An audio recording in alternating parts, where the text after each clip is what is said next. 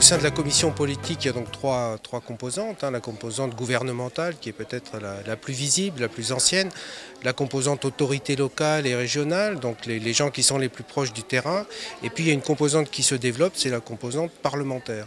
Et là, l'objectif de la réunion, c'était un petit peu d'échanger dans la diversité. Donc effectivement, il y a eu des échanges de points de vue, des solutions qui ont été proposées.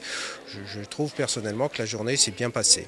Je crois qu'il y a déjà des idées et il y a beaucoup, Marseille se voulant le forum des solutions, il y a beaucoup de propositions qui ont été faites, d'exemples de choses qui avaient marché.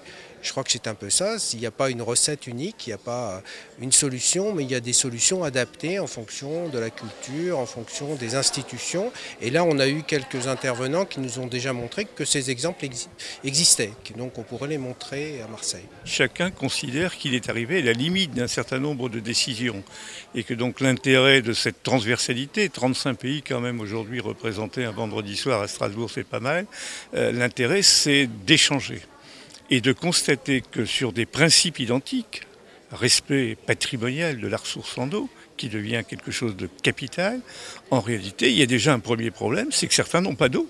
Tout simplement, et que donc cette législation que nous appelons de nos voeux de façon plus unitaire, c'est une législation très complexe à mettre en place, puisque les solutions, et Marseille est le forum des solutions, les solutions sont multiples, variées, voire peut-être même à un moment donné, du point de vue économique par exemple, contradictoires. Mais quel est le problème fondamental? C'est le droit d'accès à l'eau pour l'individu, la personne, pour sa santé, pour son développement et son épanouissement. Les schémas classiques auxquels nous sommes confrontés en France sont pour partie obsolètes quand on voit ce que nous disent les autres. Mais en même temps, les autres nous regardent et nous disent « mais vous avez quelques éléments de solution ». Alors chacun a une part partagée de la vérité. Et je crois que ça, c'est aussi très important. C'est ce qui sera aussi innovant à Marseille. Je crois qu'on peut beaucoup apprendre des autres territoires.